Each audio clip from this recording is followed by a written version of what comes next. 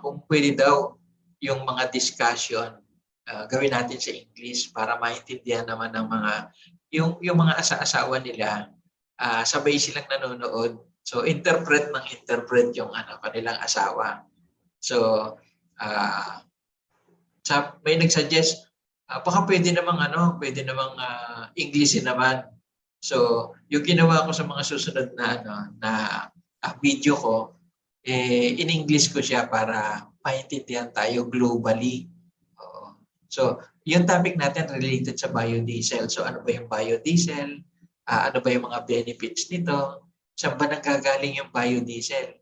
Bakit ang biodiesel ba kahit hindi waste cooking oil makakagawa tayo? Kahit yung mga virgin coconut oil, yung mga raw coconut oil, yung raw soya oil, oo, pwede basta triglycerides. Actually, kahit yung taba ng tao, yung inalis ng nila Vicky Bello, pwede mo i-convert yun kasi triglycerides yun.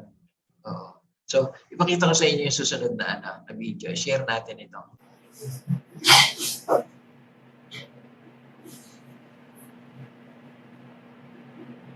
Did you know that the Philippine cooking oil consumption is expected to reach over 2.7 million tons by the year 2021? This is from Ken Research, a media consulting firm.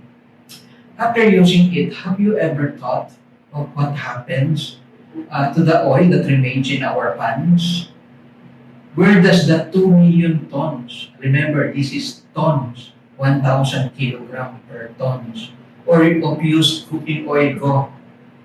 You can allow this to be thrown in our sewage, canals, dump site, and cause another issue. If you're entrepreneurial, why not turn this issue into opportunity? Convert it to biodiesel and earn big profits. At the same time, helps our environment. This is a perfect example of the question.